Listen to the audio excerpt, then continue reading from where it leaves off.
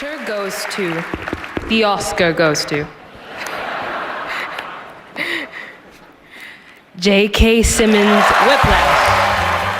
Ah, les cérémonies de récompense. Parfois jugées inutiles, souvent critiquées, et pourtant toujours attendues. Que ce soit les Césars, les Oscars ou le Festival de Cannes, les cérémonies de récompense constituent des temps forts de l'année, et peuvent aussi bien aider certains films à entrer dans la légende, ou en faire tomber d'autres dans l'oubli. Et pour un amateur de ciné comme moi, qui comme Ricky Gervais n'en a absolument rien à foutre de la cérémonie en soi, les nominations et les prix suscitent toujours un grand intérêt. Des dizaines de films sortent par an, et entre les blockbusters américains et les films indépendants slovènes, les cérémonies peuvent servir de boussole, de révélateur de surprises. Et c'est au cours d'une de mes pérégrinations nocturnes sur Allociné que je suis tombé sur le film d'aujourd'hui.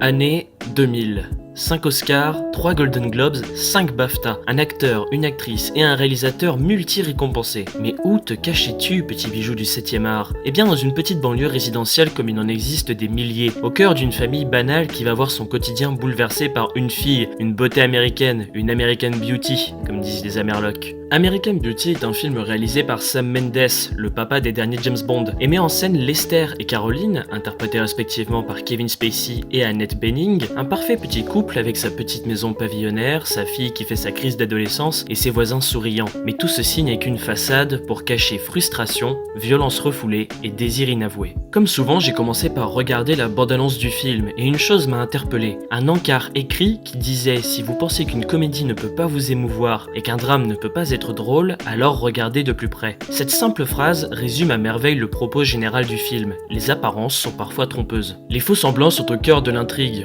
On suit une famille cliché qui essaie de sauver la face alors que son quotidien est triste et ennuyeux. Le mari déteste son boulot et n'essaie même pas de sauver son poste alors qu'il est en danger. La femme agent immobilière passe son temps à se rassurer que tout va bien et à faire bonne impression dans des soirées mondaines. Bref, rien n'est vrai. Et le quotidien de cette famille va être mouvementé par l'apparition de deux personnages. D'abord Angela, une amie de Jane, la fille de Lester, dont celui-ci va tomber éperdument amoureux, et Ricky, le fils des nouveaux voisins, un être sensible à tendance creepy qui va devenir le petit ami de Jane. Au vu de l'histoire que je viens de vous présenter, vous pouvez vous en douter. American Beauty est un film qui va vous gêner, avec un caractère malsain totalement assumé. Le spectateur est un véritable voyeur dans ce film. On est au cœur de la vie de cette famille, on en connaît les moindres secrets, souvent inavouables, parfois même gênants. Les personnages n'ont aucune intimité. Même lorsqu'ils pensent pouvoir s'éclipser, le réalisateur trouve toujours un moyen ingénieux de nous rendre spectateurs de l'action. Cela peut passer par le personnage de Ricky, qui n'hésite pas à filmer ses voisins en permanence, ou par Lester, qui écoute les conversations de sa fille à la porte. Le comique du film est souvent amené par les dialogues, et notamment par le personnage de Lester, sorte de quadragénaire en plein chamboulement existentiel, qui va se recomporter comme un gamin. On rencontre un père de famille qui n'en peut plus de sa vie, et qui en rencontrant Angela et Ricky, comprend qu'il peut juste vivre comme bon lui semble, et envoyer tout le monde se faire voir. Le film est servi par des très bonnes performances de la part des acteurs. Au-delà de Kevin Spacey et Annette Bening, tous deux récompensés aux BAFTA et aux Oscars, les rôles secondaires sont à la fois bien écrits et interprétés.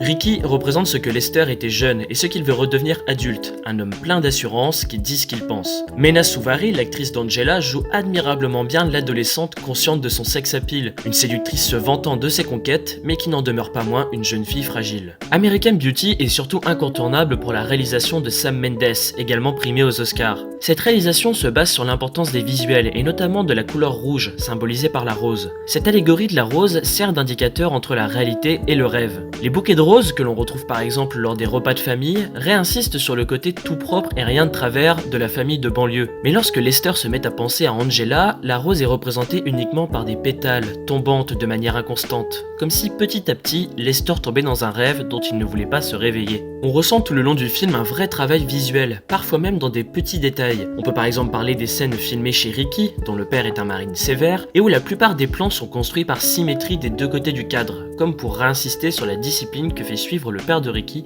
à son fils. Il y a tellement de points à aborder dans ce film. Je pourrais également vous parler de l'importance de la musique, parfois désaccordée, pour réinsister sur le côté malsain de l'attirance de Lester pour Angela, mais comme cette chronique dure environ 5 minutes, je vous laisserai découvrir les mystères de ce film par vous-même. American Beauty est une œuvre complète, subversive et libre, et je ne peux que vous la recommander.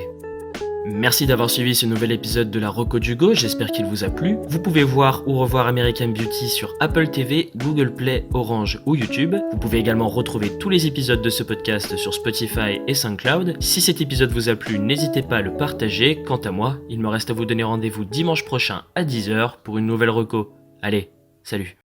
Le patron veut que vous ayez dégagé avant ce soir. Je veux connaître le montant des indemnités que le patron est prêt à m'offrir pour que je m'en aille, étant donné les informations dont je dispose sur le rédacteur en chef qui se fait faire des pipes avec le blé de la compagnie, ce qui concernerait en premier lieu le fisc, vu que c'est considéré comme une fraude. Et je suis persuadé qu'une partie de nos clients et des professionnels du secteur pourraient y porter un certain intérêt. Sans oublier la femme de Craig.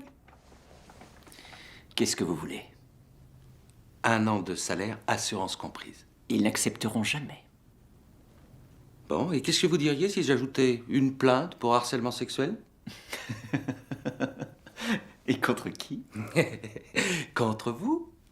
Vous pouvez prouver que vous n'avez pas promis de me rendre ma place si je vous laissais me sucer?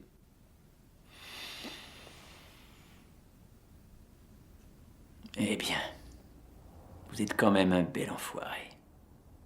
Non. Je suis un type tout ce qu'il y a d'ordinaire qui n'a plus rien à perdre.